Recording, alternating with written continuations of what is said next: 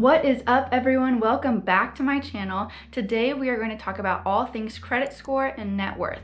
Which one is more important? How often do you need to check on these things? And what part of your financial life are they going to affect? So first, let's start with the credit score. So a person's credit score is really a quantifiable measure of how that person handles debt.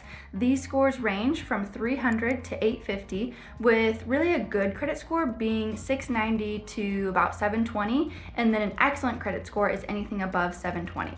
Each person's score has a total of 5 components. We're going to specifically in this video talk about 3 of them, and those are length of payment history, so how long your accounts have been opened, your payment history itself, so are your payments on time or are they late, and then the amount of credit that you currently have open compared to what has been lent to you. So if you have a $10,000 limit on a credit card, but you're not using any of it, that's actually really good for your credit score. So what's crazy is that just those 3 components of your credit score make up 80% of your entire score. So this is why it's really important to pay things on time and to leave accounts open. Don't open and close accounts all the time willy-nilly, because that's really going to hurt your credit score.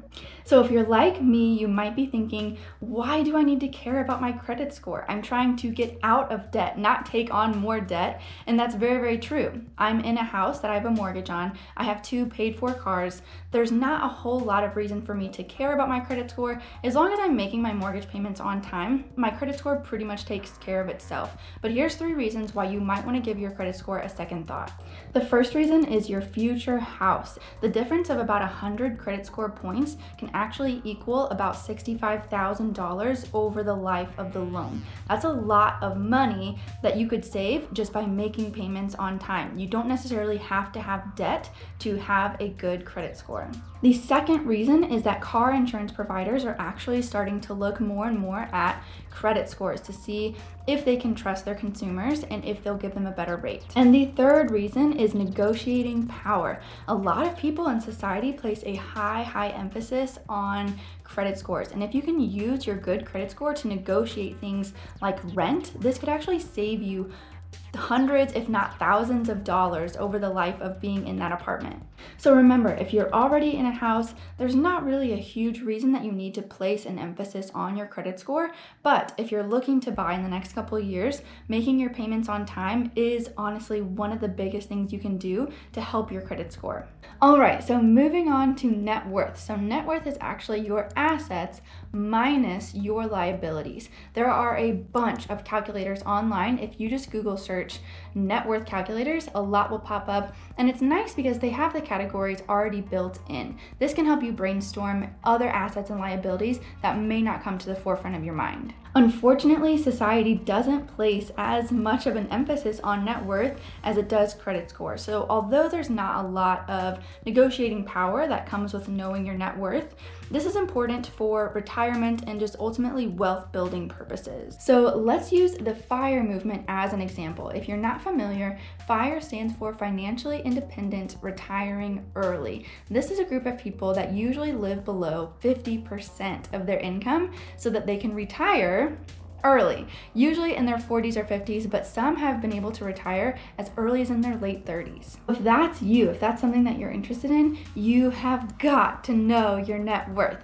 This is so important. So like I said, it's your assets minus your liabilities equals your net worth. So what would your assets be? This could be equity in your home, or if you have a paid off home, that would definitely be a lot of equity. Other equity accounts would be your IRA, your 401k, your checking and savings account. If you have paid off cars, you could probably count those to some extent, while your liabilities are going to be any loans that you still have out. So this would be student loans, credit cards. If you have a mortgage on your house, that would also be a liability. Once you calculate that out, you have your net worth, and that tells you what direction you're headed when it comes to financial independence. So I get asked fairly often, which is more important, my credit score or my net worth? And this is such a weird question because you're really comparing apples to oranges. You're not comparing the same thing. Both are used in separate ways in your financial life. So of course, the classic answer, it depends, but I would definitely pay attention to both. Another question I get fairly often is, how often do I need to check my credit score and my net worth calculation? I would say once a year is fine. You can actually run a free credit report online, and that will tell you your credit history, and you can make sure that there's no mistakes within it. Again, for net worth, it's a long game. It's not going to change a whole lot in the short term, but it is good to check up on it about once a year. I cannot wait for you guys to see my next video, how to negotiate bills and expenses. This is going to blow your mind, and I'm going to give you some practical things so that you can do this successfully on your own.